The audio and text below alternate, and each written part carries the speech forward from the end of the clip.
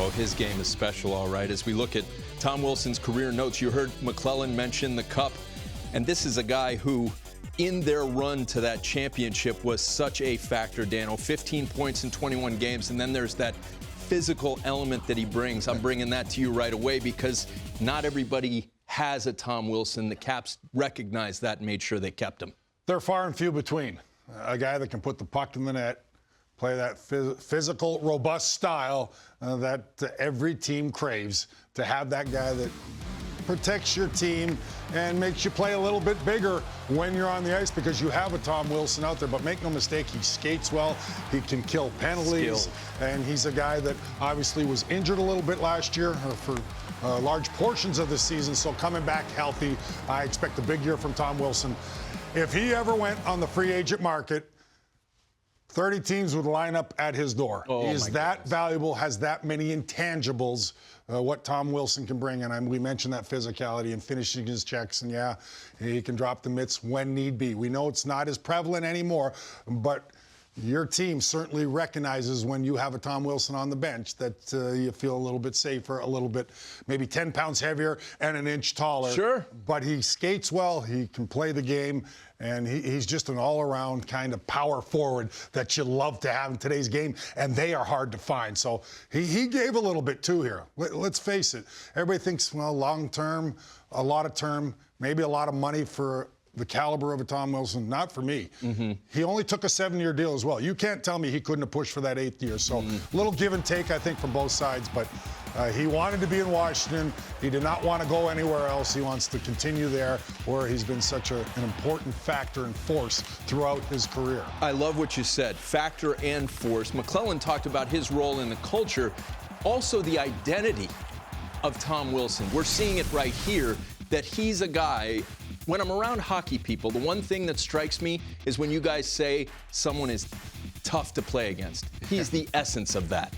Defensemen have to keep their head up. I mean, the forecheck, because he skates so well, he's on you quickly, and when the puck is dumped into your corner, as a defenseman, being a former defenseman, you know who's out there. You know certain guys, and you're a little more tentative when Tom Wilson's breathing down your neck, and that creates a few more turnovers, certainly along the way. So, yeah, not much not to like about Tom Wilson as far as an all-around player. Now, again, dealt with injuries last season, has to stay healthy this year, but he's a guy that Capitals certainly didn't want to part with or let go. Because we heard grumblings, right, that teams have inquired about trading for Tom Wilson when... like you said, they'd all line up. They'd all line up to have a guy of his caliber. Big, tough, can put the puck in the net. And like I mentioned, I think he killed about 1:40 on average per game as far as a penalty killer. So does a little bit of everything. And yeah, you like that he brings a little bit of nasty to the game and to the Capitals. Here's what the Caps have done in the offseason. Their transactions: Max Pacioretty, Joel Edmondson, Carl Hagelin remains a free agent. When you look at what the Caps have done and the names that aren't listed there, including the grade 8, Alex Ovechkin, who's chasing Gretzky. We're all well aware of that. What do you make of these Caps and what they can do this year coming off of what was a disappointing last season?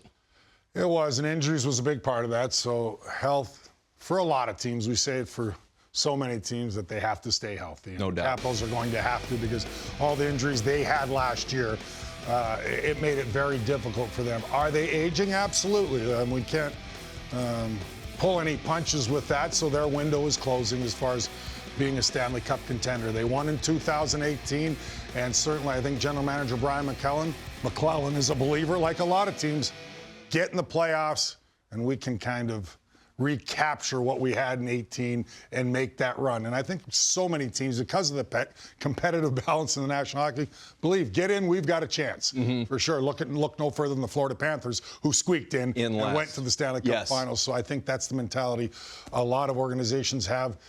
They are going to have to rebuild, and when they do, it's probably going to take some time, obviously, but with, you mentioned Alexander Ovechkin, the grade 8, chasing history, chasing the great one. You want to keep a team on the ice that can compete on a nightly basis. And look, I'm one of those guys that believes when you have had that pedigree, when you've won a Stanley Cup, when you have an Alexander Ovechkin and a Backstrom can bounce back and stay healthy an entire year, and some of the cast of John Carlson, he's going to make a huge difference on the back end, and Backstrom. So if they believe that they can stay healthy, they can, win some hockey games in the regular season, just get in the playoffs, and you never know. We know that hockey's the ultimate team sport, so the idea that there's so much attention fixated and focused on Ovechkin chasing Gretzky's goal record, he's all about winning.